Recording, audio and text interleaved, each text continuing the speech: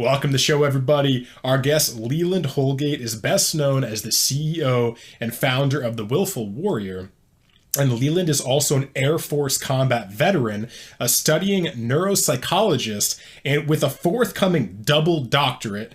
And also he is a breathwork specialist. And additionally, Leland has healed from being a quadriplegic and a paraplegic, as well as healing cancer, addiction, PTSD, and depression, all through the utilization of breathwork, meditation, yoga, and mindset. And also, he's just an awesome dude. I love this guy, and you're going to see why.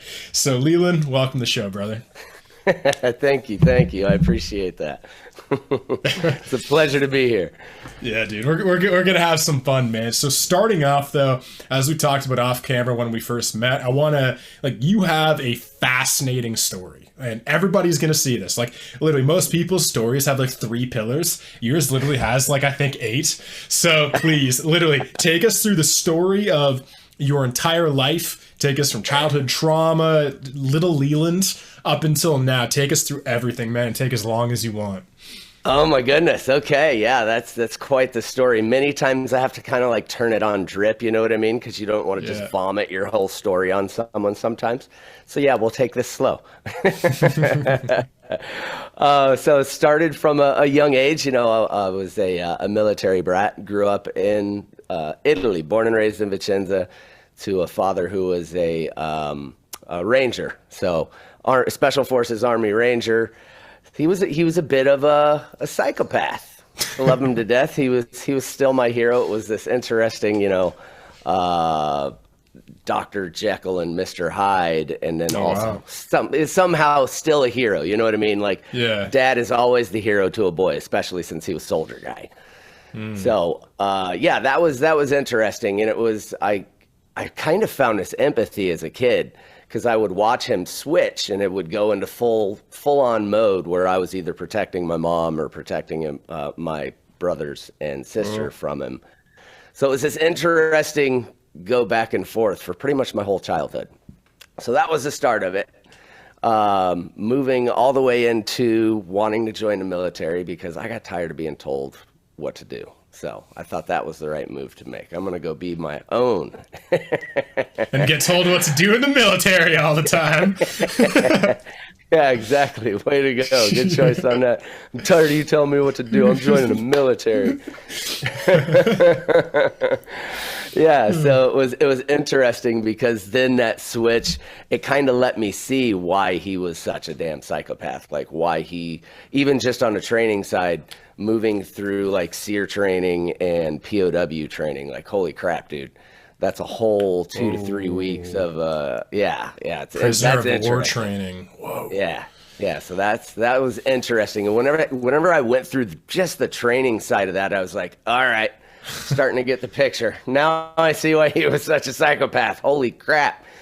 And of course he was operational, an actual operator that was out there, Desert Storm, Desert Shield before that, all that stuff. So yeah, it was interesting to go through all of that myself, and then move into becoming a load master. And I wanted to start PJ training, pararescue training. But of course I had that neck injury, and of course they don't want you after you break things and make yourself a little useless. But wait a minute. So what was this neck injury? Did this happen in the military or before? It happened in the military. We came back from Yugoslavia, Operation Anvil. We were over there freeing the people of Kosovo and Albania from Slobodan Milosevic. So when we came back from the war over there, well, it wasn't even really a war. It was a conflict because it was just 60-something days of us knocking their dick in the dirt. Anyways. So yeah, when we came back, of course, blowing off steam, and when you do the things that we do, you kind of have to go high rev, you know what I mean? You got to do some high adrenaline type stuff. So we got one of the fastest craft on the water that we could pull an inner tube behind, and the inner tube is barely hitting the water as you're getting full. Yeah, so this could go either way. It's going to be really fun, and I got the oar, so the boat went to the left, and I just went flying off this thing. There was no way to hold on. And as soon as I hit the water, that was it. I just blacked out. Shit. And everybody on the shore said I looked like a folding chair, just like skipping across the top of the water. So, yeah, that was a whole bunch of fun. And apparently drowned, was dead for a little over 3 minutes. My friend had to pull me to the shore. Yeah. And in that time is when I had one of the most interesting experiences, which is what kind of culminates or starts. It was a catalyst for where we are today. But I had one of those out-of-body experiences where I'm watching the dude revive me on the shoreline. Like, it was quite interesting. And I knew everybody afterwards was like, how the fuck did you know that? I'm like, well, I watched the dude doing it. He did it in a very interesting way. It was like he jammed his knuckles into my ribs and did the xylophone action to try to massage the heart back into kicking so I could, come back. So it was interesting because there was no thoughts in my head. It was just peaceful. There was no wants, no needs, just this isness about everything, just being. It was absolutely peaceful. It was the most beautiful experience I'd ever had in my life. And then contrast comes slamming back into my body, and I wake up in the ambulance to beeping machines, and I've got the horse collar around my neck, and it's like the back of your skull, the occipital lobe is just throbbing because it's sitting on that collar. And then we tune in to noticing that, holy shit, I can't feel anything below my shoulders. And then I start to swallow, and when I swallow, like my Adam's apple would disappear. I couldn't feel it, and I was like, what the fuck is happening? So yeah, go from the most peaceful, beautiful, blissful experience of your life to raw vomit. It was one of those freak out moments, of course, 19 years old, start of my life, start of my military career, had plans of going special forces and all kinds of things, and all of it just came to a halt right there. Wow. Fuck.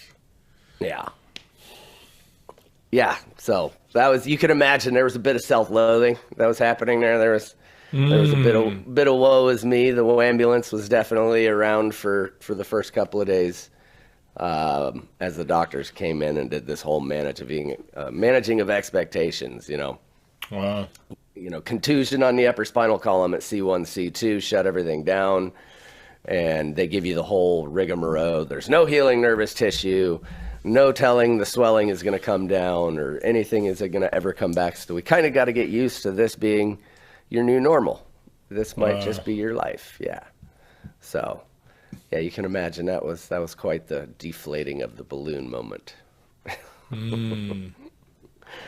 Yeah, so second day, Doc comes in, starts to do his whole spiel, once again, talking about the contusion and limitations and all this other stuff. And just out of nowhere, it was like, you know what? No, fuck no. And the moment that I screamed it, I mean, I was pretty loud and verbal with it. The moment I said that, it was like the brachial plexus, this collection of nerves right here just kind of lit up, and I felt these tingles go up and down my scalene muscles. Yeah, and that's when I was like, okay, I got this shit. I'm just gonna yell at the world until I get my body back. Pretty much. It worked for me. Oh, man. This is interesting. Keep going though, bro. Yeah. So it was it switched immediately from, wanting to ask my friends to knock me off because life was over and self-loathing and all of that. Oh man, yeah, I was experiencing the whole up and down of the whole thing because of course, your whole life is over. You can't move anything anymore. You can't even go to the bathroom on your own. Yeah, it's like what I'm getting from here is like you had this like abusive, traumatic childhood, which made you think that the only way you could be happy and have a good life was being in the military. And then you lose your body and you lose your whole sense of like, well, this was my life. This was like literally, this is what I trained myself to believe how I could be finally happy. And then it's just like gone. I can feel that, man. But keep going. Yeah. It was quite crazy. It's funny too, because mixed that with the POW and the SEER training. And I know that's why that whole mindset hit me. Cause I knew at that moment, all right, that's enough. I'm no longer going to be a prisoner in my own mind and I'm no longer going to be a prisoner in my own body. Whoa, wait. So the prisoner of war training actually was one of the things that liberated you? It was actually kind of like, as fucked up as it was, and how you could see how it screwed your dad up and turned Jekyll and Hyde, for you is actually the thing you needed to get through this time of your life. Yeah, absolutely. Because there were plenty of times during that training where they literally break you. They break you mentally. And there were moments where I'm like, holy shit, it's training, but you lose track of that when you're in that moment, because they're just great at it. So you lose that. And actually, I'm really curious, before we move on with your story, take us actually through that. I find that fascinating. How do they break you? What is prisoner of war training like? To take us through that a little bit. Yeah, absolutely. So the first week that they throw you in there, they don't train you at all. They throw you in so that you can experience it fresh. And you can imagine your quarters where they put you, or where they keep you, is basically this broom closet, and you're not allowed to sit down, you're not allowed to lay down, you're not allowed to sleep. So you have to stand at what they call the position of respect. And when we stand at attention, we're usually, our thumbs are down the inseams of our pants. Well, this is position of respect. We're no longer allowed to salute. We have to bend over whenever we greet each other. They just break you down with guilt and shame. Shame, guilt. You're standing inside of this closet, and they're constantly keeping an eye on you, and you hear other people, whenever they lean against the wall or start to pass out or whatever else, get pulled out of their locker and beaten. Wow. So it's this whole it's just a full-on training of breaking you down and making sure you don't feel like a person. You're crapping and pissing in a coffee can, and you have to go blindfold anytime you go around the base. So you're traveling with your hand on you're the person in front of you. You're not a person. You don't have any privileges. You have nothing. And then, of course, there's the torture aspect of it that comes in at a certain point, and the questioning, and there's so many different aspects of it that they literally give you the feeling like it doesn't matter where you think you are, you have nothing, the world doesn't belong to you, and you aren't worth anything, essentially. So they take everything from you, and you get those moments. What was the torture like? What did they do for torture?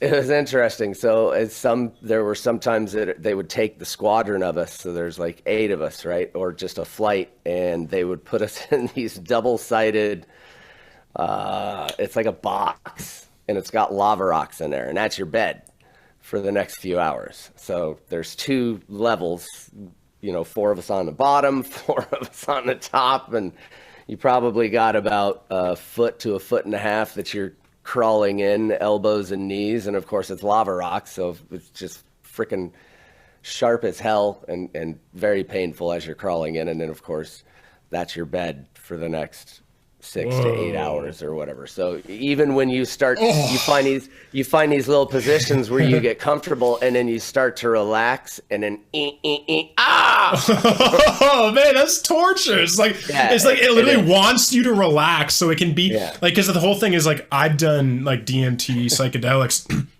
The worst trips I've learned are I feel like I've been possessed a couple times, where I'll essentially I'll be tortured in my mind. It will torture me, and then I will have a thought, I can get used to this. I can just learn to deal with the pain. Then it goes, guess what? We're going to switch it every 2 seconds. And so the moment it twists it, and then it's just terrifying. And then the moment I get used to it, it changes again. So from what you're saying, it's the exact same thing. It's they've designed it so it's not just permanently fucked up. It's it's fucked, and then there's an element of respite where you can kind of calm down, and then it's that it's almost that raising and falling of tension so rapidly and all the time that you never are able to kind of get to any one place mentally for very long. It's always spending energy being on alert, being aware of your body, because everything is always changing. Yeah, they're real smart with it. It's all part of psyops, and that's part of psychology, is when you can create a constant stimulus and a response, now you're programming that person to pay attention to the things that you want them to pay attention to. Whoa. Yeah. Keep going, bro. Keep going. This is interesting. Yeah, so there were several points. I remember one time actually, I was a real smart ass, and he asked me who I was, and I told him I was Batman. So he put me in this box. He put me in this box and told me to get into the Bat Cave, and it was probably about 4 feet by 4 feet square. But then you're in there, and you've got your arms around your knees, and then you start to hear click, click, click, click, click, click, click, and your head's coming down. You're like, what the fuck? And then you hear it even more, and you feel your back coming in as well. Click, click, click, click, click. So yeah, and then they left me in there for about 6 hours. Man. That was interesting. That was interesting because the worst part is when you finally get comfy and you start to fall asleep, they're banging on the thing, or they're, something's happening where they got you all freaked out. And it's hard to breathe when you're all crunched in like that. You feel like you're suffocating basically. So you have to really calm your breath patterns down and let yourself like settle into the moment and just kind of settle. And then of course, when I let you out after 6 hours, you kind of come out and you just go, ugh. Because nothing works. It's like you want to stand up, but you're like, oh. So it was, oh yeah, it was quite interesting. So all of that, of course, to say you can tell why my brain now works like, oh no, I'm not staying here, because that's the second half of the training, is they put you through that hell so that they can teach you. Just remember, just to make it past this moment, just make it past this, just make it past this. So you keep on, it's this series of events each day, each moment that you just can just make it past this. That's all you just make it past this. So it's constant evasion, resistance, and escape. Evasion, resistance, and escape. That's the SEER part of that. So yeah, it turns you into that I will never be a prisoner again. And that's helped me through pretty much all of the ups and downs of that messy middle of life. But that was definitely the pivotal moment for me with the neck injury, and just being able to activate all of that and to realize, oh, okay, I can control this. Like, there is a way out of this. Yeah. So we're right now, right after that. So they told you that you won't be able to have your body back. You said essentially like, fuck no, fuck this. And then you got your muscles and your neck back. And then, so yeah, take us into that later as well. Yeah, for sure. So when that happened, I knew everything was possible. I didn't know how the hell I was going to get through it, but I knew that if that one moment could change things, then I can continue to find moments like that. And I got introduced to my physical therapist. And thankfully, my physical therapist was an Ashtanga yogi. So he wasn't just teaching me yoga, wasn't just teaching me the physical therapy side of things and stretching, but he was also giving me these really cool breath techniques, like teaching me alternate nostril breath and bellows breath, which was kind of tough then because I was still regaining most of my upper body functions, but still he taught me all these things. And we'd be doing stretches, and he'd have me do like breath holds while I was doing a specific stretch. And then I'd like, what the fuck? And almost pass out, and then come back from that like, what the hell was that? And he's like, just keep working with me. So over that time is when I was introduced to a lot of these ancient breath techniques, and was just floored by the reactions that were happening in my body. You know what I mean? It took me less than 6 weeks to pretty much get almost total function back of my upper body. Of course, hands were weak, and the fingers and all that stuff. It wasn't really powerful, but to be able to get that back in only 6 weeks, only 6 weeks in such a short time. Yeah. So I knew everything from that point after meeting Phil and going through all of that. And I was like, okay, yeah, everything is possible. I'm coming back from this no matter what they've said. So that started me on that journey. And the thing is of course that was the physical component. I was young. I was getting my vigor back. I was getting my libido back. I was getting my body back. So everything was coming back, and it was this really physical sense of things. The mental component hadn't landed just yet, So it was I still had some things to go through to realize that all of this was changing the mental component, and me becoming that person is what healed me. I hadn't landed on all of that yet. So that was when I went through a lot of the combat stress from One of the last moments when we left Yugoslavia, we were lit up by a surface-to-air missile. And in that 8 to 10 minutes, it was absolute sheer hell. And it felt like, yeah, oh my God. I mean, the alarms are going off. You're yanking and banking. It's like 0G out of nowhere. Shit's flying all over the aircraft. There's all the alarm bells going off, and it's out of nowhere. So as you're flying out of the area, bells start going off, and next thing you know, you're just getting flown all across the aircraft, and we're yanking and banking and kicking out chaff and flare, trying to get away. And it felt like 3 to 4 hours. There's that time dilation aspect, right? When you're super activated. Yeah. Same when you're super relaxed. If you're like super meditative, time passes. When you're super activated, time passes. It just disappears. So it was only 8 to 10 minutes, but in that 8 to 10 minutes, like you could tell everybody's looking to me like I got the answers, because I'm in the window looking for where the hell this thing is and kicking out chaff and flare. So, of course, everybody thinks I have the answers. I don't have the answers. I don't know what the hell I'm going to do. Yeah, and quickly, for anyone that doesn't know, shooting out flares is what you do when a missile is coming, because the flare can essentially make it so the missile can't lock onto your aircraft, correct? Yeah, exactly. We actually, and crazy as it sounds, we actually turn in to the missile. So we use our wings to cover up the engine heat and then kick out chaff and flare, so that way it goes after the flare. So that's why it's scary as shit, because you're turning it to go towards it. Wow, yeah. As you know, you literally might die. Like, there's literally a missile coming at you. Like, I hope this thing goes after the flare. But, thankfully, we got lit up. We did not get fired upon. So thankfully, we got away from that situation without anything happening. But still, in 8 to 10 minutes, everything's getting flown around the aircraft. Every one of us just ghost white. People are vomiting.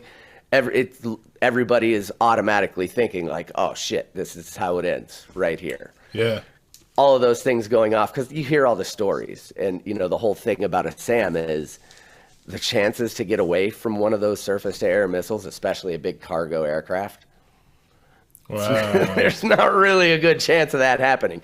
If it's a fighter jet, it has a fighting chance. It's like a 66% chance that they can get away from a surface-to-air missile. Where a cargo aircraft, which is still not that high. That's only 2/3. Yeah, I know. You got to be good. You got to be good. So yeah, of course, that's going through your head. You're like, okay, we're cooked. Like, that's it.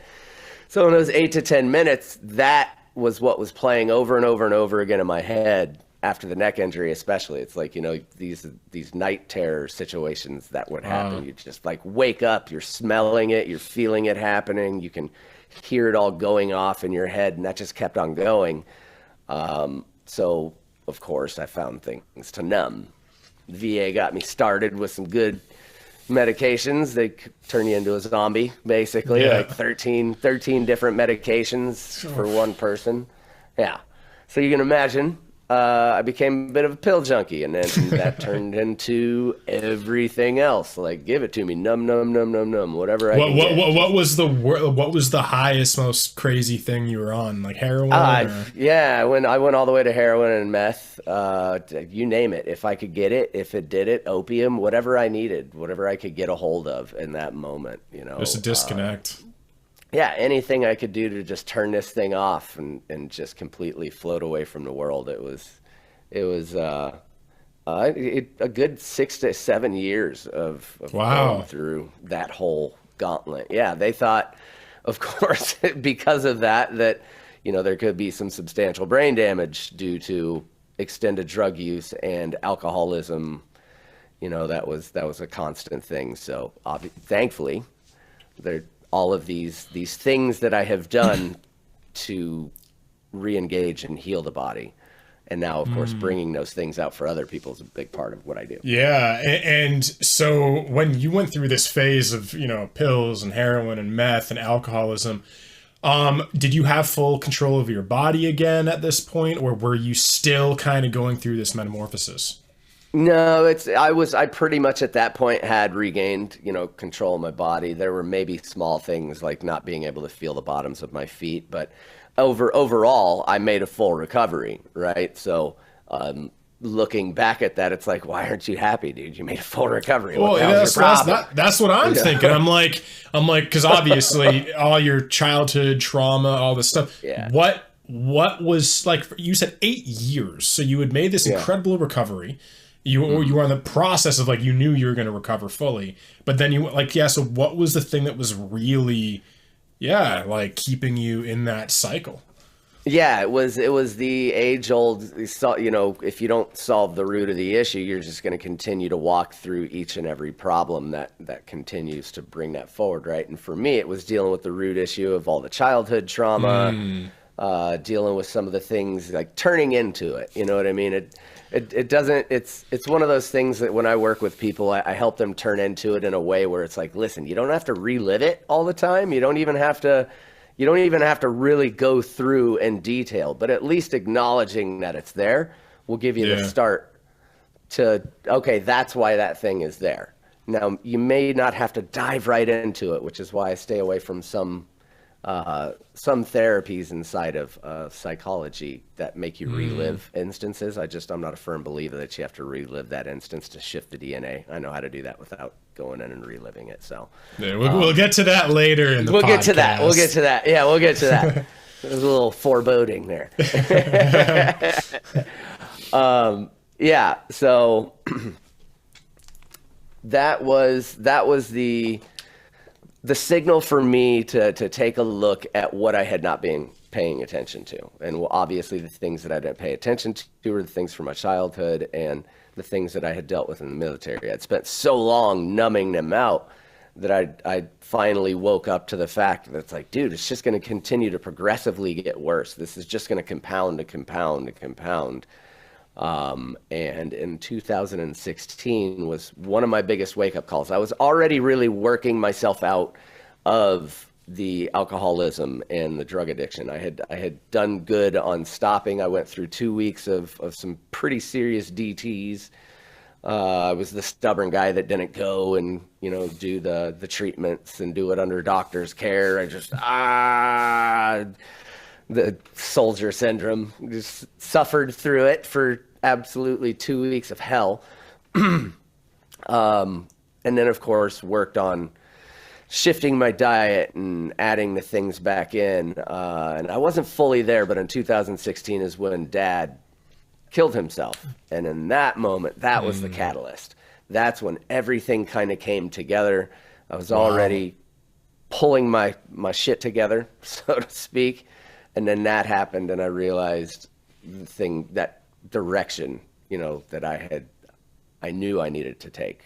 I was headed away anyways, working myself out of that deep, dark hole. And the thing is, it's like I already had yoga in my tool bag. I already had breath work in my tool bag. So obviously I just kind of put everything away, which is typically what we all do, right? And especially if you have childhood trauma, you like to bag everything up. That's a nice, effective tool for you and put it over to the side into the bag of when I have time for it things, Yeah. So that was one of the things that I had realized when that moment hit, when Dad took his own life. I was like, dude, you could have like just shared some of that stuff, because even just a spark was sharing something like that with somebody else will send them down a rabbit hole. Now they're reading books on yoga nidra, and now they're reading books on breathing or whatever else, just because you gave them a little taste. Yeah. So are you saying that you wish at that point you wished you could have shared with your father some of the things you knew, and you were hoping that it would have maybe saved his life? Yeah, absolutely. Absolutely. Because I know it helped me through my suicidal ideations. It helped me, I had finally gotten to that point where I was realizing the more that I did these things, there was something happening up here, not just in this, you know what I mean? Yeah. So, yeah, when that had fallen on me, and of course that happened with him, that was kind of the wake-up call, like, yeah, get out there, start teaching these things that you've been studying now for almost a decade. Especially when it came to yoga and the ancient breath techniques and stuff. I'd been studying that since 99 when I got out and put it into practice. So, yeah, it was a wake-up call. 99. Jeez, 16 years. 17 at that point. Yeah, exactly. So, yeah, take us what happened after. Yeah, so father just killed himself. You had a huge wake-up call. Take us through that chapter. Yeah, so huge wake up call. And that was the time also that I found out that I had a tumor in my sigmoid colon, and was diagnosed stage 2 colon cancer. So at that, it was like a 1-2, boom, boom. But I was also in a different headspace. So that was one of my first moments that, I talk about the paralysis as being harder, because for me, cancer wasn't even really a fight for me. At that point in time, I had honed in on that mindset that I was going in on. Like, okay, whatever, this is like a brief little nothing in my history. And it took 18 months. And I took care of that one with diet and breath and yoga and all the natural ways. Specifically, if for anyone that's going through cancer right now, what are just like 3 things within each modality? 3 things you noticed about your health that you fixed. 3 things that you did with all these things. So the biggest one with diet, and to be specific, because people will say diet and they just go vegan or whatever else. No, diet was moving everything to an alkaline environment in the body. So that was the number one, was shifting diet to be alkaline. As long as it's alkaline, it doesn't matter what you're eating, because you're going to be eating mostly fruits and vegetables and stuff like that, right? No coffee, no meat. No, exactly. So it was easy once I made that decision. You know what I mean? I think that's one of the things is that we overcomplicate things. We make things difficult. It was really easy to do. It was simple. It's so simple. You do this after this, and then do that, and then rinse and repeat. So it's really simple. Alkaline was the first. What were the 2 other ones? Then yoga, of course. And in yoga is also the breath work as well. So breath was key, because, of course, in breathing, you can create more of an alkaline environment inside of your body. So breathing was a really, really big piece inside of that. And then, of course, the yoga side of stretching the body open, releasing things, letting go, stretching tendons, and keeping the body in that prime condition. And when you look at what yoga is anyways, yoga is only there. There's only actually 4 out of the entire 196 sutras, which are little threads of knowledge in yoga. There's only 4 of them that are actually physical. Everything else is mental. So yoga, those asanas, those positions that you're holding, are so that you can get the body in prime condition so that you can sit and meditate longer. That's exactly what yoga is meant for. So when you look at what you're doing with yoga, it's allowing you to sit in those moments. So, of course, meditation became a big piece, huge piece. Breath and meditation, I would say, are the biggest ones. And there's the 3. So diet, breath, meditation. Gotcha. Those 3. Now, specifically with meditation, because I'm someone, as I told you earlier, I'd consider myself an amateur meditator. I've always struggled with meditation. Like, I do it every morning for 10 minutes. And, the thing is, maybe you can help me and other people see this. Like, when you're meditating, because you just said, like, meditating helped you cure cancer, right? That's a big statement. It's valid and it's true and it worked for you. So a lot of people think, including myself, like, a lot of the time meditation is just you just watching your thoughts like clouds. Like, everyone in the zeitgeist is just like, oh, it's just mindfulness. You just pay attention. So for you, what is meditation and how did you use it specifically to target cancer? Yeah, absolutely. So meditation is being able to shift state in body and in mind, right? So inside of the body and the brain, being able to shift from the beta frequency to the alpha and then taking yourself into theta. And there's easier ways to do it than what we've sophomorically been taught, and all these cliche ways that we've been taught, sit and silence your mind. No, don't do that. That means your brain is turned off and you're dead. There's no silencing the mind. So there's also the watch them like clouds, right? And there's these are all good classes or schools of thought. But the easiest way to solve the issue with meditation is to change the state of the body rapidly and immediately. And the easiest way to do that is through breath. So that's what I do with folks. I mean, I was a combat veteran. I couldn't sit still for 2 seconds. Squirrel, constant. All the time, dude. Like, something shiny syndrome was real for me. So there was no sitting still, trust me. So when I take people through learning meditation. It's through a series of breaths to the point where you're so blissed out, you'll sit there for 5, 10, 15 minutes because you feel amazing. That's the key. That's the key with meditation, is getting yourself shifted to where you can just allow yourself to sit. And when you sit in those moments, that's when the body starts to create all of those amazing healing processes inside of the body. Would it be accurate to say that meditation is the container that breath work is used within to do the magic? I would say so. Yeah, that's a good way to say it, because if you look at it that way, and that is valid, because meditation is advanced. I tell people that all the time. Like, I get it. Meditation's not easy. It is an advanced form of relaxing the body and relaxing the mind. And breath is your entry point in, for sure. Yeah, it's your way to get into that container. Yeah. And to then because what I heard from you is that it's not necessarily that breath work. It wasn't that meditation physiologically changed the body. It was the breath work within the meditation practice. It was actually the breath that changed the state of the body. So again, that's where I said meditation's the framework. It's the box that holds the practice, because it's like, it's hard to do breath work without a meditative practice, because it's hard to do breath work. Like meditation is when you sit still, you take 10 minutes out of your day, you say, okay, I'm not going to do any work. It's like you build this framework in the mind of, I'm going to relax for the time I need to utilize the breath work to start changing the body. Yeah, you're so right. Because think about it. Whenever you sit in any meditation, what's the first thing they're going to tell you to do? Focus on your breath. Yeah, exactly. Yeah. Yeah. It's the same way with yoga as well. It's 95% of everything. Meditation, yoga. It's all pranayama. It's all breath control. Okay. So right now, so you just literally cured your cancer with your diet and a combination of breath work and meditation, which are kind of, in some sense, one practice. Like, because a lot of people, I think about it like breath work and meditation are two separate things. They're kind of like, it's like a double helix. It's like DNA. Yeah. It's kind of, they're part of the same thing. And you're trying to say like, oh, this strand is meditation and this strand is breath work. It's like, no, put them together. They're one thing. It's called DNA. Yeah. Absolutely. Yeah, absolutely. They do fit together. Exactly right. So, yeah, it was quite amazing to find that.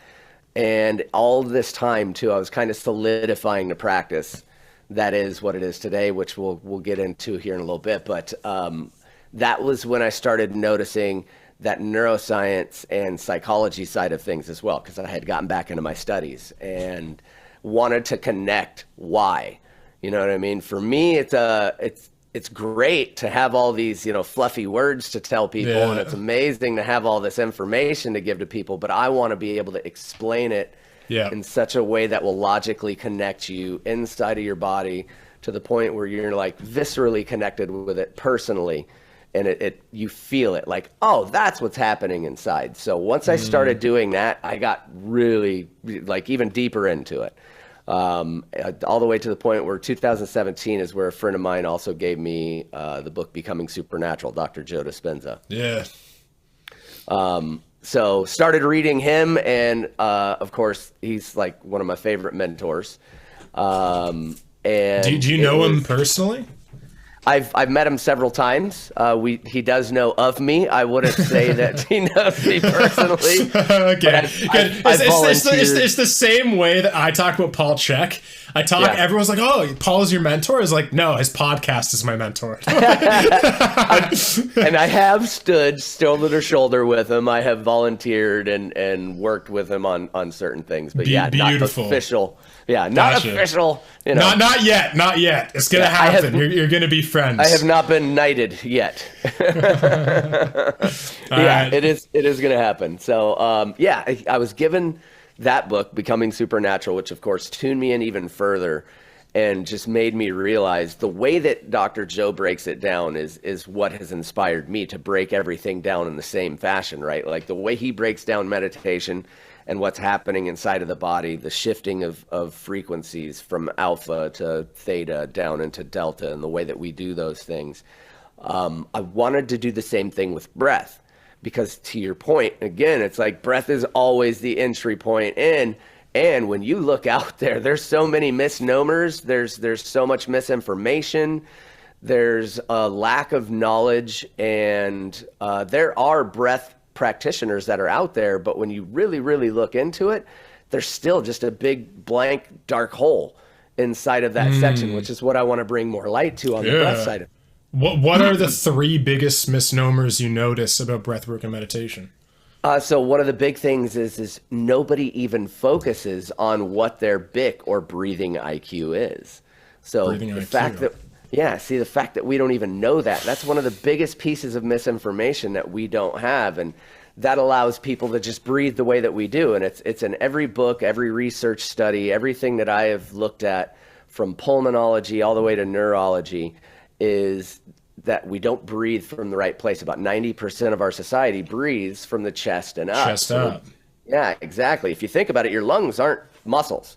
They need all the muscles surrounding them to breathe. So mostly everybody's breathing from chest. Oh, your lungs aren't muscles. No, they need muscles to breathe. Shit. So I never noticed that. The lungs don't actually fill up themselves. What happens? We have a diaphragm underneath our sternum that pulls down and pulls the lungs open. So that's our area that we focus on, because if not, you're going to be pulling from up here, which is about 90% of society. We notice everybody breathes from the upper chest and the shoulders, which is also why we have a lot of neck tension in our culture. But yeah, over 90% of us breathe from these upper areas, not even understanding what the breathing IQ is, which is location of movement and range of movement. So that's one of the biggest black holes out there, is nobody even knows about the range of movement or the location of their movement. Where are you breathing from? If you look at a baby, that solves the issue for you. Baby breathes from where? Belly to chest and up. All of us in society, when you actually tune in and slow the breath down, you will naturally start to do it yourself. If you start to really focus on it, let your shoulders fall and just sink into where you're at right now and just start to breathe. Notice what happens. Your belly automatically comes out. So through the day, we don't really have any focus on that. So since we don't have any focus on that, if you don't use it, you lose it. In physiology, what happens? Muscles tighten, tendons tighten. So the sides the sides of your ribs, these intercostal muscles close up like a clam, so your ribs can't open.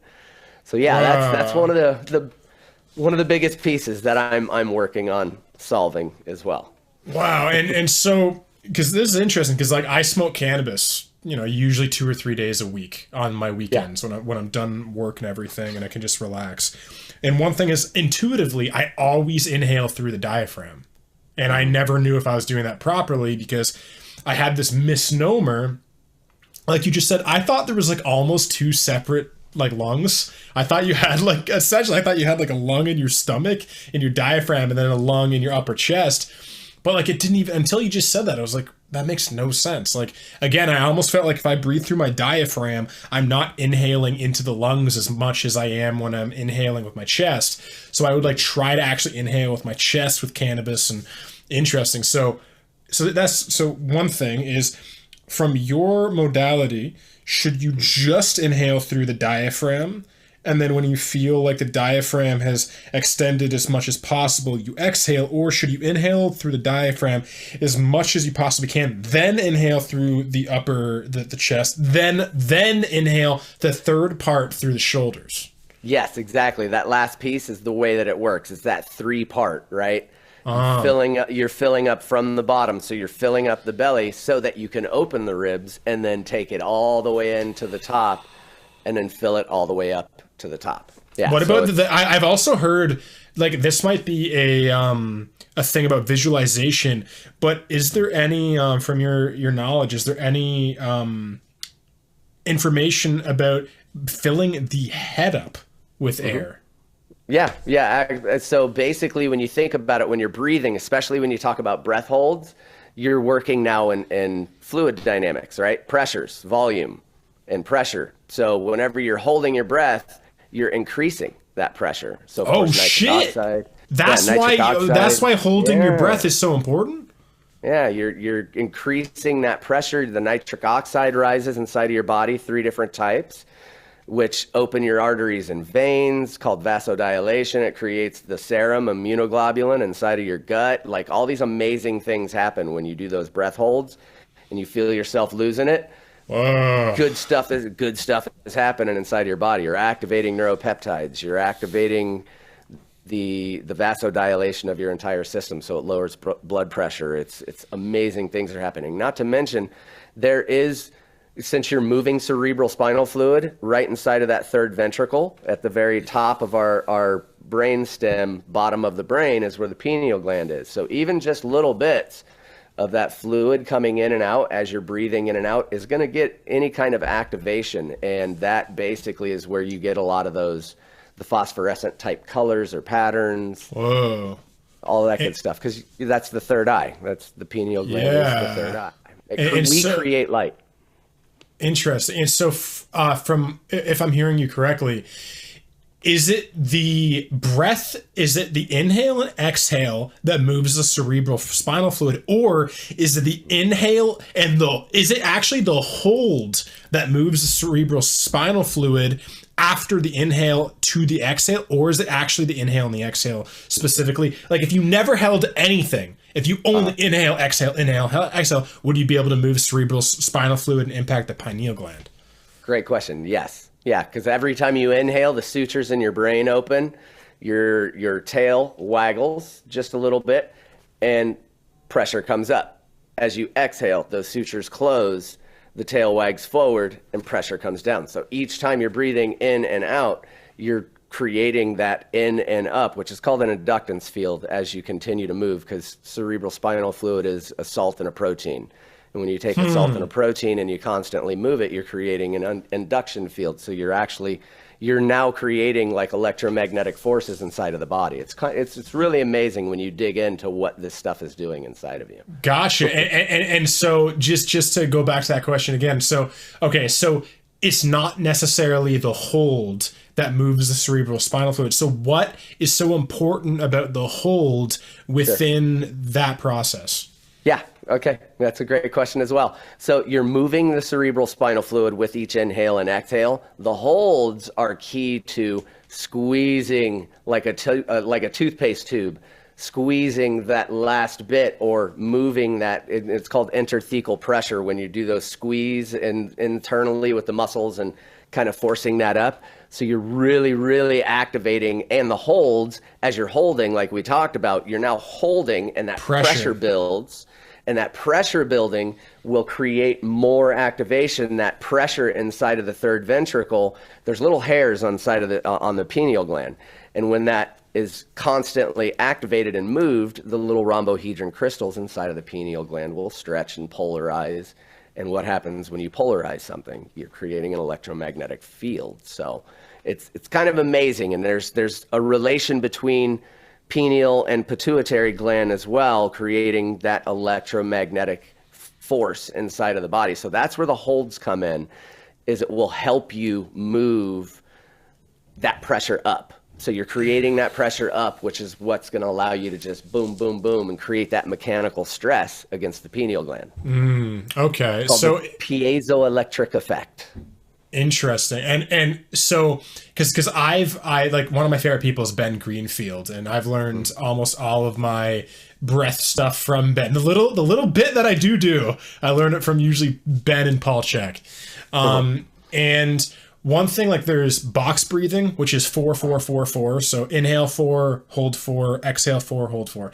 Then you have one thing that Ben does before bed is 4, 7, 8, which is inhale 4 seconds, hold for 7 seconds, exhale for 8 seconds. The exhale, if it's longer than the inhale, from what I've gathered, makes you more relaxed. If the inhale is more than the exhale, it makes you more like, if you want to work out and be, blown up. So interesting about that, though, is 4, 7, 8. That's not 4, 7, 8, 7. That's 4, 7, 8, meaning there's no hold after the exhale. So from your perspective, why is important? Why does there need to be a distinction of when to do the hold, whether it be after the inhale or after the exhale? That's another great question. And it can go either way with a lot of those techniques, right? 4, 4, 8, 4, 7, 8, all of those box breathing.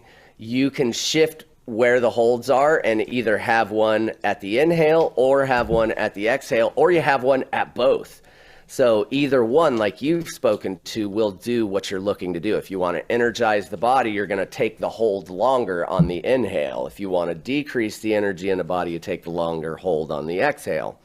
You can also add both of those in there. And if you think about it as well, on the exhale holds, the reason those are so effective, especially if you're looking like you're talking about going to sleep, right? You breathe out longer on the exhale, and if you hold on the exhale as well, you've now bottomed out your CO2. So again, what are you doing when you bottom out CO2? You're creating an alkaline environment inside of the body. Ooh. Yeah. Okay. That's a beautiful part about all this is the breath is so interchangeable, and there's so many breath practitioners out there that each method has its own thing that it can do. Brother, like this is blowing my mind, because you're giving me information I've never heard of ever. Like, this is the most I've ever learned. You're amazing. Thank you. Thank you. Now here's the thing with Ben. He taught, maybe he actually is not as well versed in this as maybe you are. Can you, let's give Ben the benefit of the doubt. So he's saying before bed, do a 4-7-8, meaning inhale 4, hold 7, exhale 8. Why doesn't he do a 4-8-7? That's a great question. I would have to talk with him personally. Of course, with the longer inhale holds, you're going to kind of be elevating a little bit of energy. So he could be getting an arousal out of whenever you're breathing in, especially through the nose, you're activating a limbic system. So you could be he could be looking for that arousal in the amygdala, which is not a bad arousal. Because if you're using breath, of course, you're arousing it in a different way. You're arousing the sympathetic nervous system to not be as on point like it usually is during beta frequencies, because you're breathing. Yeah. So you're getting a different type of arousal through that. That's the only thing I can think on his inhale and holding up for 7 is he's holding on a 7, right? Well, so what he's doing is he's inhaling for 4, so not very much. He's exhaling for 8, so he's actually doing double the exhale. But he holds the 7 on the inhale. Because based on what you just said, because didn't you just mention that he's doing a lot of inhale? Yet he's not. Yeah, he's only doing 4 seconds, and then he's exhaling he's double. Only doing. It's the hold. Yeah, so it's the hold that he's holding for 7. I see now. Yeah, 4, 7, 8. Yeah, so the hold, the short inhale, and then of course the hold. You're going to get the rising of the nitric oxide there as well. So you get a bit of that because, of course, when you're holding for that long, you'll start to get that loopy feeling. And then the exhale being longer I see what he's doing. It's allowing that alkaline environment once again. And then, of course, the longer exhale will allow you to kind of settle in. I like doing some of the holds afterward as well. So this is just another example of there's no real wrong way to do it. There's just what I have found are short adjustments or little small adjustments to what everybody's been taught that they teach as well, to now kind of figuring out some of the codes. You know what I mean? Whenever you work through some of my breath practices, you'll see it's intuitively finding some of the codes and mixing that neuroscience information on what's happening, what neuromodulations you're creating, what nervous system that you're enacting, whether it's peripheral nervous system or the spinal column itself or the vagal nerve system, all that stuff. So it's like it has this big play on it, which is now where we can make it fun. Now it's really fun for me because we shift between about 18 different breath techniques that I use. Wow. And a lot of them are based on some of the similar breaths that people have seen, Tumo breathing in and out through the nose, Soma breath in and out through the mouth, kind of like Wim Hof. There's several different ways of doing it. And then, of course, with the way that I have created the Welcome Home method itself, it's fit like a puzzle. Everything fits right where it should be. We're activating certain gene expression, activating certain nerve endings, specific, like very specific. Wow. And when you are, so just to finish that for everybody, so it's probably best if you want to fall asleep and you have a racing mind or tossing and turning, probably best thing to do is 4-8-7. So inhale 4 seconds, exhale 8, or actually would the best thing for falling asleep be 4-7-8-7. Yeah, you could do 4-7-8-7 as well. For me, honestly, I would just go 4-4-8. 4-4-8. Yeah, that's so me. Breathe in 4, hold 4, exhale. Because then what are you focusing on more? You're focusing more on the exhale, which will constantly be the release. You do probably 4 rounds of 4-4-8, and that'll help you settle in too. But again, I can't tell you who's wrong for doing 4-7-8. Yeah, I just find that interesting. So you actually don't, like, if you want to fall asleep, you don't want to hold after the exhale. You just want to allow the exhale to go all the way down? Yeah, just kind of let everything be organic. In fact, there's one of the practices that I guide people through whenever I'm having them breathe, where I'll also have them tense the entire body. So you tense the entire body, you inhale and hold, and then as you exhale, you let everything go, and that somatically releases so much of the body, as well as that exhale being the relaxation point for everything to just sink in. Wow, that's beautiful. And then back to this Joe Dispenza stuff. So you just said you have 18 meditations, and each of them have a way of specifically targeting epigenetics in the body and turning on and off different signals in the body. I'm paraphrasing. Yes. Is it the actual breath itself? Is it the breath technique that turns on and off the signals, or is it the breath technique that then formed with intention? Is it the intention that chooses what turns on and off? And the breath work is almost like the conduit or the power source that allows the intention to actually have the power, the energy input to turn on and off an epigenetic marker. Yeah, these are great questions, and it's going to be kind of a two-part yes on both of those. Yes on the activation on the breath side of things, and yes on what follows that activation, right? So when we're looking at specific activation of genes, especially through these epigenetic markers, especially with the way that the body is, whenever we can activate very specific genes or nerve endings, then we create activation of very specific genes, very specific proteins, trophic factors, which are basically proteins that create cell survival. So when we look, for instance, let's look at one called brain-derived neurotrophic factor. And that is a gene that activates during certain breath that will be activating internal nostrils. So you have nerve endings inside of your nasal mucosa that attach to your olfactory bulb. And whenever we can breathe in a certain way to activate those, then that's going to help to activate BDNF especially. And that BDNF will create a protein that we find in brain and spinal tissue. So that's an example of the breath being able to, acute intermittent hypoxia, being able to activate a specific genotype. So, independent of intention. Yeah, exactly. Independent of intention, just that specific type of acute intermittent hypoxia will activate that genotype. And then, of course, there's also the other side, which when you move into that meditative state and now you're setting an intention around something, vasoprene, which is a very comforting drug that the body creates that relaxes everything else is created, which allows the lungs to naturally expand and bring in more oxygen, which again will then take you deeper into that sense of relaxation. So, of course, that also proves in itself that intention wrapped around that, it's like a beautiful marriage between the two. The breath will help you activate certain genotypes. It will help create certain processes inside of the body. And then your intention wrapped around that as well will just take it even further. So, yeah, beautiful marriage. That is awesome. So to go back to your story here for a second. So you had just cured cancer through all this stuff. You got Joe Dispenza's book from your friend. How does this play into this next part of your life? Yeah.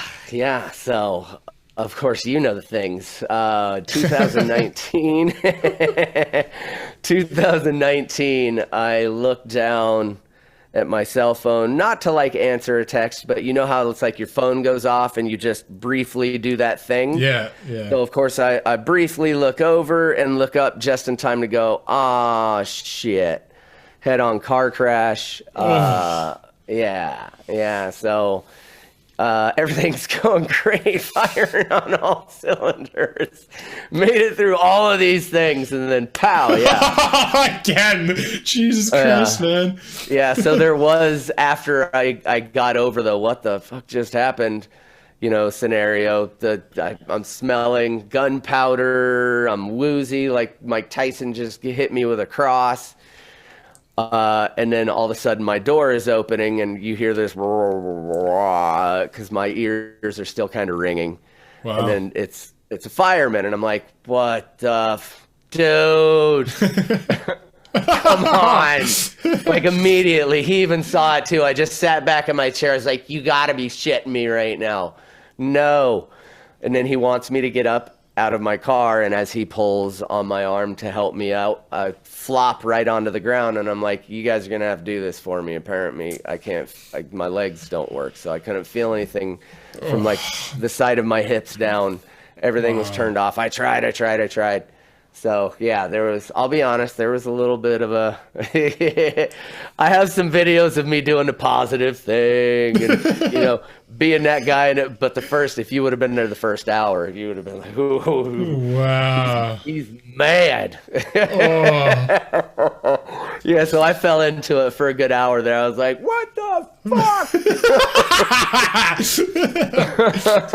me and the universe were having a conversation at a higher elevation of volume. So yeah, it was an hour of, I was a little upset there for a minute. The what the fuck settled in a big way. Like, dude, come on, man. And then after I got over that, I realized, okay, don't worry, it's just a temporary thing. They came back with the scans and recognized it was just a spinal impact on the column, which, thank God, again, it's an impact of the spinal tissues, so the body naturally shuts everything down. It's a safety mechanism. You want these things to happen, even though it's in that moment you're like, what the fuck is happening?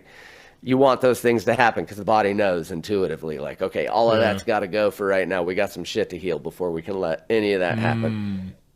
So yeah, that came in key though, because now what? I've got Dr. Joe's work.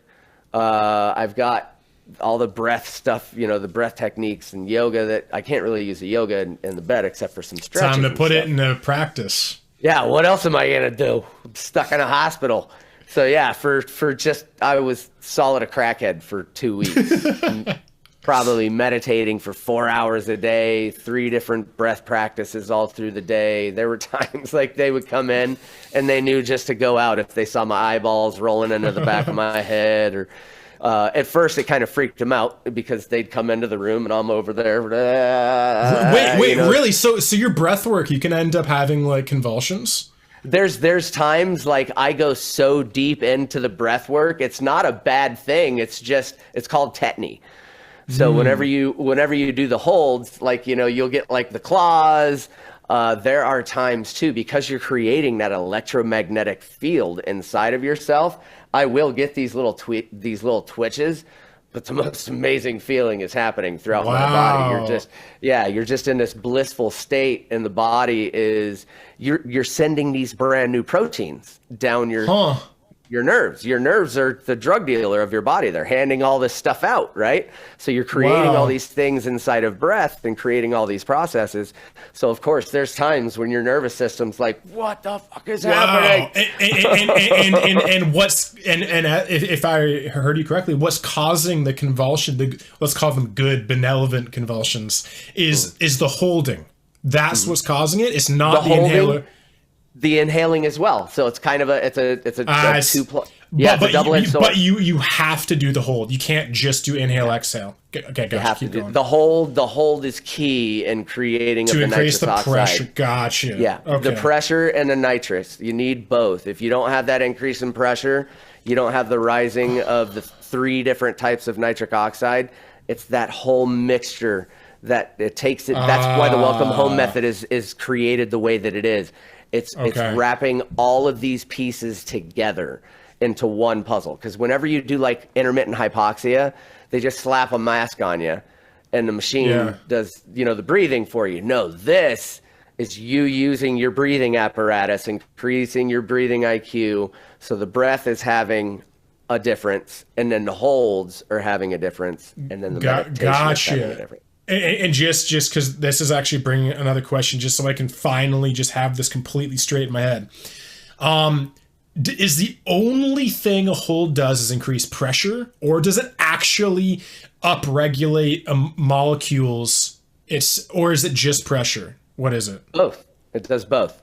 So you're increasing pressure, and then that breath hold, whenever you have the breath hold, now the oxygen is starting to bottom out. Now your CO2 will also start to bottom out, and your nitrous oxide rises.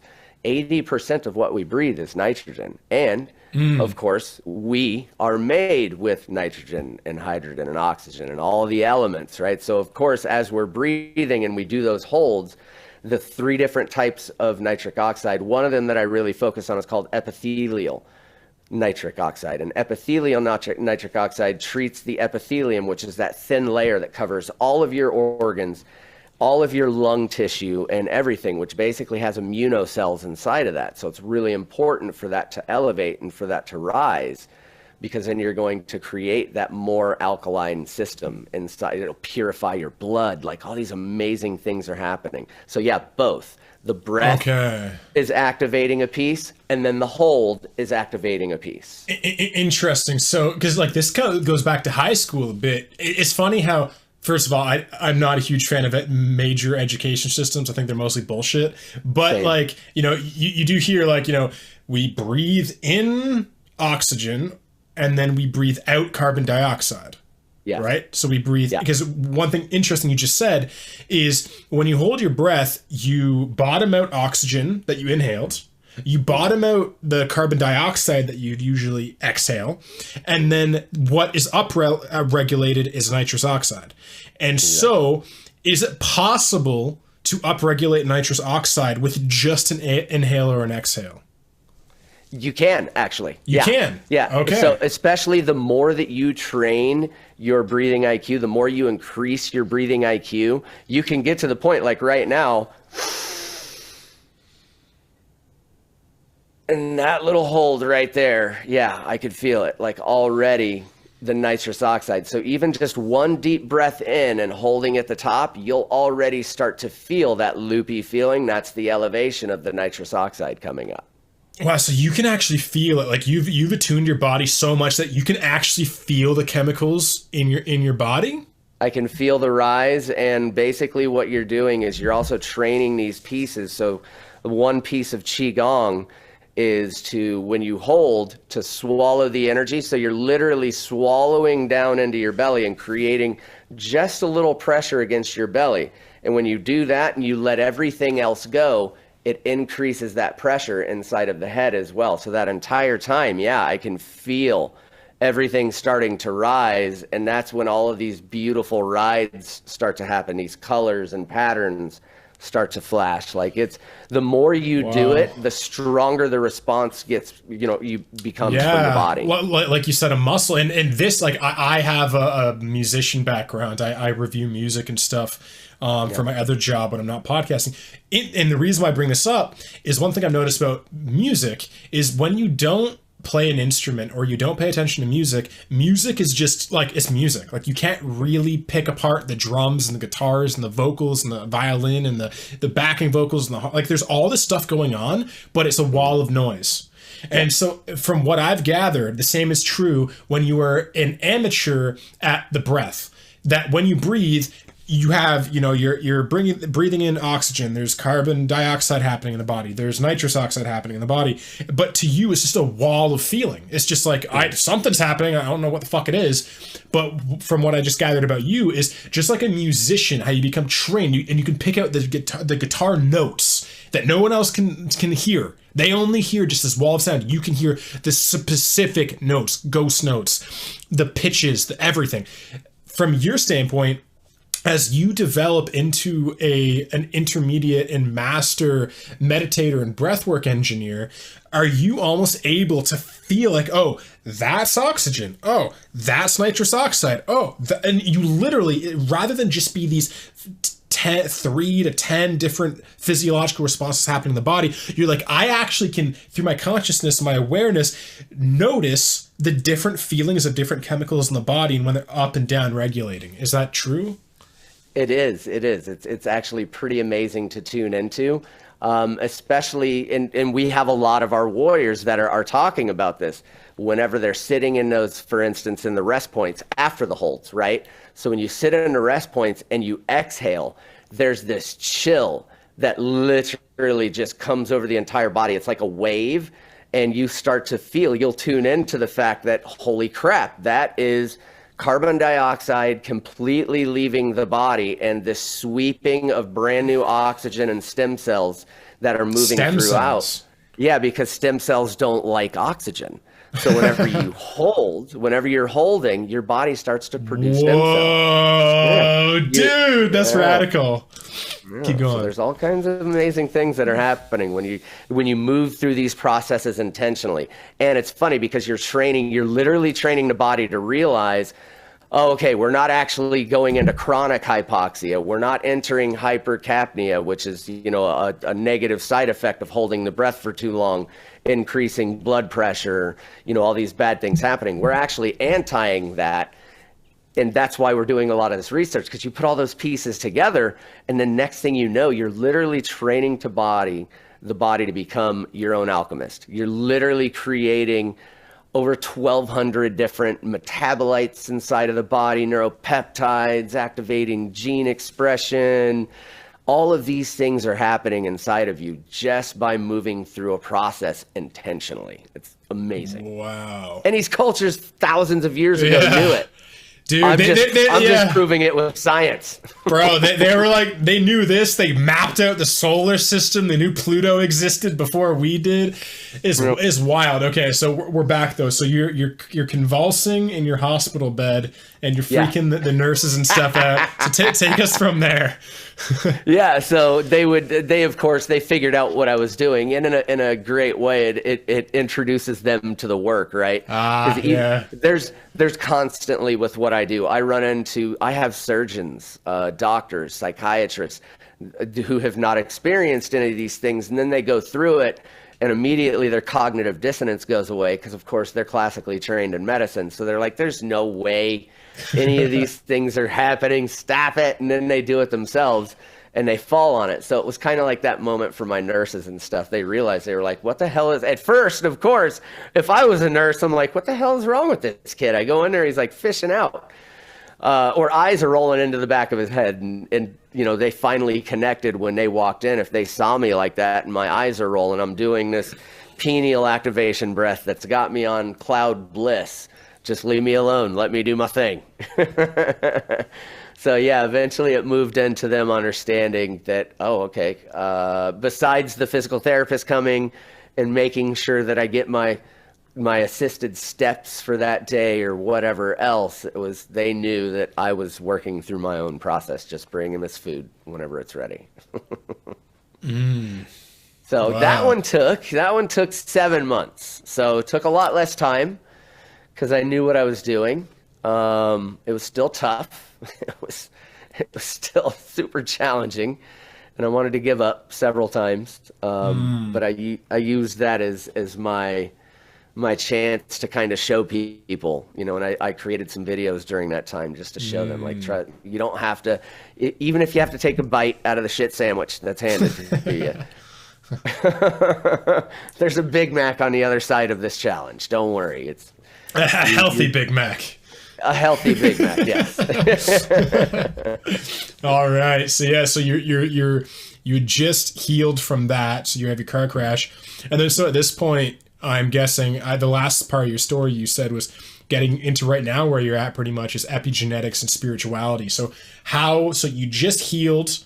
It took you 7 months to heal that. What are you doing now with your life after that 7 months?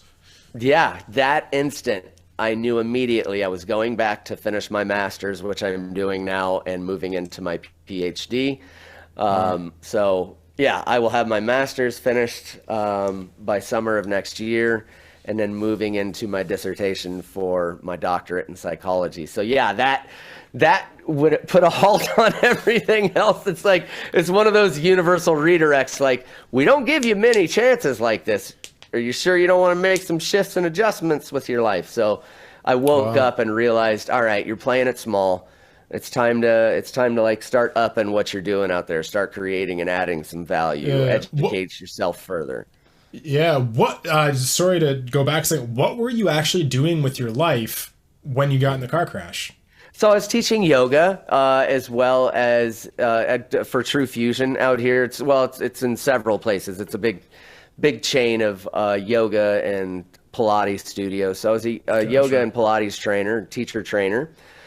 So I was doing a lot of that, but you realize when you're teaching a room of 30 people that you're limiting yourself to your audience. Not that that's a bad thing, nothing against yoga instructors. I love that. It's just, I knew that I wanted to reach more people. There's no way I'm going to achieve what I want to achieve by reaching out to 30 people every day. 5 times a day, beating myself into oblivion. As a yoga instructor, it's funny, we call it martyrdom, martyr syndrome, where you are working like 10 to 15 or teaching 20 classes out of the week. And just like the maid's house that's filthy as hell, the yoga instructor starts to not do yoga. It's a bad Yeah. So unless you're like really, and I was doing great, I would still practice my yoga. So I was on my stuff, but still you find yourself in this realm of you're just worn out. And while, yes, you're helping a small number of people, something inside of me was tuned in to you can do more. You can do way more. There's more for you to do. And this accident was kind of that, again, catalyst for, universe came in. Like, you know how it is. It'll whisper at you for a minute. And then if you don't listen, man, boom! It starts talking louder, and then it starts throwing pebbles at you and hitting you in the forehead, annoying the shit out of you. And then it stomps on you and it puts you down if you continue to ignore. So that was my moment. Like, all right. So you realize like, okay, I want to do something big with my life and go from there. Yeah. So that was the point I realized it's time to go back to school. And it's not, there's so many people that are successful, and I'll highlight those that are super successful in business and you didn't go to school. That's amazing. For me going back to school was helping me to create that bridge, which is the West meets East. You know what I mean? If I'm going to do that, I need to be one of them. I need to be one of the Western doctors trained in their ways. So that way, when I do group those two things together, it makes it so much easier for me to go, look, trust me, I'm a doctor and I'm taking this and mixing it with that. So it already helps with, I train psychologists and psychiatrists and doctors in bottom-up therapies, somatic-based therapies. So moving into that was what I wanted to do. But I realized I didn't just want to do it for the corporate types and the doctors and the people that I had been training. I had been training all the other folks, but I wanted it to be available for everybody. It's like everybody should know these secrets. It's our birthright. Oh my God, you're born with the ability to do this, but they train it out of us because of their BS educational systems, to your point. All of these things that take you away from that training and take you away from what you're actually capable of. So that's what I wanted to do was to dig back into that in a big way. So started going back to school for my neuroscience, psychology side, of course, finishing that up because I already had a good start on that. So finishing my master's and PhD in psychology first, and then turning around with my neuroscience education as well and getting my double doctorate in neuroscience to make sure that we can piece all these things together, and there's also talks of me possibly adding a third in with some pulmonary working in the breathing apparatus, but that's later down the stage, just to make sure we mix all the science together for people to logically surrender to this, which was my thing. It's like, if you want people to surrender to a technique or to surrender to a method, and surrender not being giving up, surrender being diving in all the way, grabbing that thing and holding on and going on the ride, then you got to make them understand what the hell's happening inside of them. Dude, yeah, I feel you, man. And so right after this, so you're getting more. Are you getting more into Joe Dispenza after this point, or are you kind of already head over heels in Joe's work and spirituality. Yeah, I'm pretty much already in his work. I go to about 5. I did 5 retreats this last year. Volunteered at one of them in Niagara Falls. So I always say it's like I'm the peanut butter to his jelly. I teach breath and how to get into meditation, and he has some very amazing advanced meditations, and his retreats are second to none. So I'm already partners with Give to Give, and we're working on a partnership with Dr. Joe's Unlimited company in Cephalon. Wow. So, yeah. That's wild. Like, and now, so this is essentially you're up to date with your story. Like, this is where you are right now. Yeah, this is where we are now. Yeah. Okay. Go on. Yeah, no. So we've since Niagara, actually, which is when I was volunteering. It all kind of came together at that point. I've been studying ancient breath techniques for about 20 years now. Had just about a decade worth of education in neuroscience and psychology and epigenetics, and now taking that and finally putting all the puzzle pieces together this year around my birthday is when the Willful Warrior was created, and now we're already growing by leaps and bounds, and the technique that has been created inside of that is called the Welcome Home method.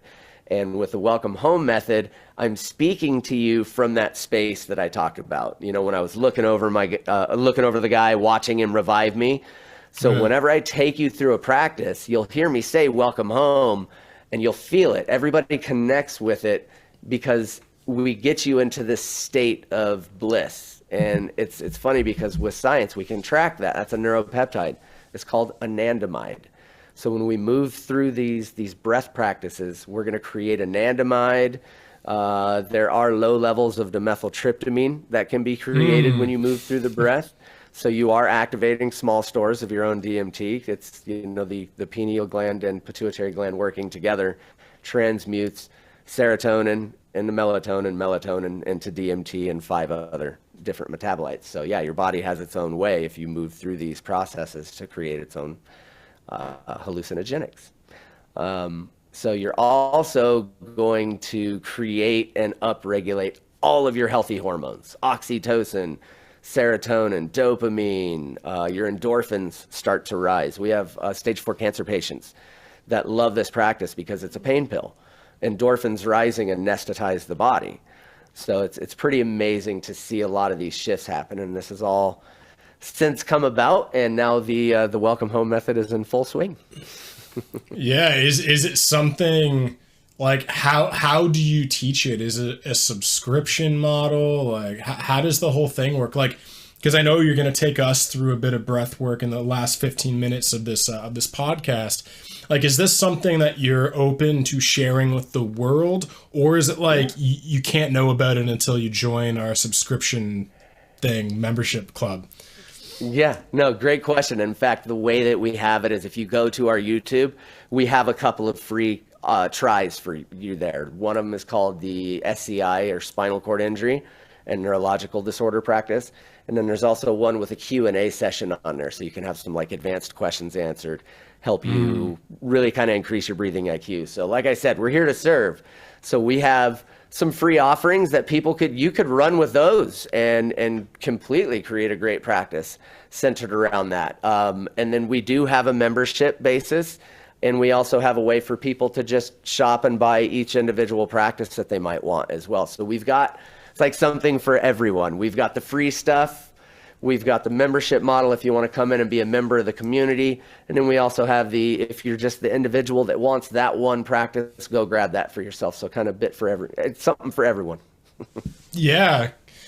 Yeah, that's interesting. Like, I'm always curious about business models and stuff. Yeah. Especially as we move into the future, it's like, because there's like part of me that is very eager to immediately kind of start embracing agrarian lifestyles, more community-based things, and taking care of each other. And I even heard Paul Chek kind of talk about this the other day, that it seems like society is kind of going in these two camps, where one of them is very technologically adept, mainstream, you can call it even like propaganda and just massive government oversight. And then you have these other like splintering societies of Dr. Joe Dispenza, Greg Braden, Aubrey Marcus, Paul Chek. I'm going in that direction. Joe Rogan will probably be going in that direction because he's been annexed from mainstream, essentially. Yeah. And like, I'm very even curious of like, you know, what does that future look like? What is the role of money in that future? Because, you know, this goes into funny territory, and you can talk about this if you'd like, but like even with like, you know, central bank digital currencies rolling out and stuff, it's like these two societies are going in these different directions. And then if there's this central bank digital currency that is the currency for the entire world, you're essentially locked into that system because they can program that money so that people that are trying to live their own subsistence, agrarian, community focused lifestyles actually aren't able to do that with the money from this side.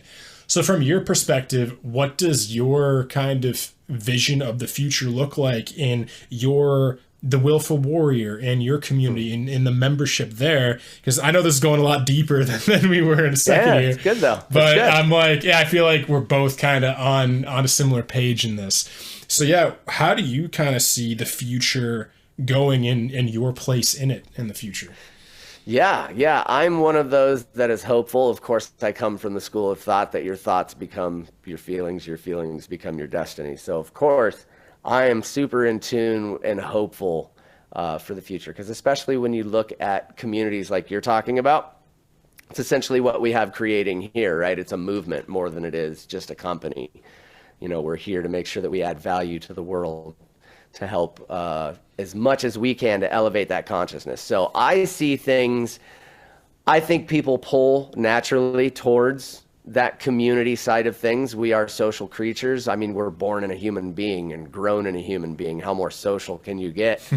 So I think naturally, based on what I've seen, what I've been through myself, even psychological training, all of these other things, I'm hopeful on the sides of watching more and more people come over to this community way of doing things. Yeah. I think it's already catching, you know, that's why there's a lot of turmoil and all these things that we're seeing. It's like whenever something is dying, it's loudest. It's when it's loudest, it's most loudest, right? Or it's strongest. Like a dying animal is strongest at its end and it's loudest at its end.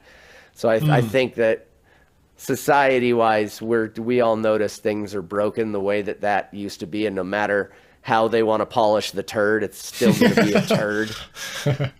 You know, it's you can, no matter what you do, it's still going to be a turd. It's never going to change. And I think everybody's kind of caught on to that way of being, which is why movements like the Welcome Home method or other, you know, followings that are out there are taking the world by storm, because everybody knows the old way is broken. Yeah. Amen, brother. And that's, like, I'm very hopeful of that too. Like I'm just seeing, like, ever since COVID, it's like woken up so many people to, like, essentially almost like how your car crash kind of went, okay, you get to reevaluate the way you want to live your life in your future. I feel like COVID was that for everybody. It was like, all right, let's it was slow like an down. automatic red pill for everybody. Yeah. Some people went even deeper into it, and they're like, I believe everything the government says. And other people are like, there's definitely some fishy business here.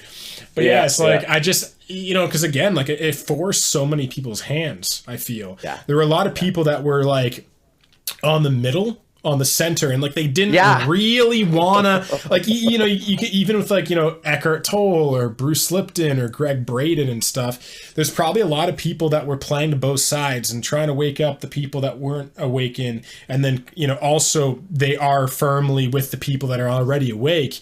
And there's like a lot of people were in the middle, same with Joe Rogan, obviously. And then like COVID happens, and then it's like, all right, there's no middle anymore. It's like, you know, it's either, you know, it's spirituality and liberation, or just fucking Matrix and metaverse for the rest of time. And it's just like, it's beautiful, because all these people, like, because I've always been like a skeptic, ever since I was a kid. And I'd always like, I'd listen to podcasters and people, and I would always wonder, like, when push came to shove, what would you do? What would you react? Right. How would you react? Because you're speaking big right now. You're saying all the right things. You're saying you're courageous. You're saying you're a warrior. You're saying that we can make a better world. But it's like when you actually have the opportunity and you could lose everything, how are you going to react? And luckily, so many people, again, Dispenza, Lipton, Braden, all these people, it's like they just firmly went, yeah, this is the life we want. Like, it's no longer, we're kind of like, slowly ebbing that up. Now it's like, okay, let's do it right now. Like, we don't have time, people. We're going to do it right now. We're no longer going to wait for the age of Aquarius to take over and this galactic energy to just force this. Like, we need to right now. And so I think just it's beautiful talking to people like you, and just with my podcast, as I'm getting more and more courageous with, like at first, I would have kind of anybody on my podcast. Yeah. If they're on this side or that side, I was just like, I'm just going to have a podcast and have interesting conversations. And I've just recently, in the last month, like really looked at my podcast and went, I'm not making a podcast, I'm forming a tribe. And same with the Willful Warrior. It's like, I see this as like, it was before just like, oh yeah, we're podcasters, we're YouTubers, we're yoga teachers. Like now it's like we're all building communities and tribes. And like ever since COVID, again, community is like the number one thing that everything is built around. That I think we massively downplayed the importance of community before COVID, and COVID made us go, whoa, community is the linchpin that holds everything together, Absolutely. I totally agree. I think that was one of the biggest wake up calls for everybody. Like, oh my God, I'm going to hug my neighbor tomorrow. Even if they don't want me to. Yeah. I don't care if it's weird. I'm going to hug him. Yeah. It's like they woke everybody up to, like you said, the importance of community and the importance of us pushing this cart in the same direction. It was the biggest wake up call. So I know I'm thankful for it. One of the silver linings in the cloud for sure was all of us waking the fuck up, realizing that we're all working for the same thing. Let's push it in the same direction.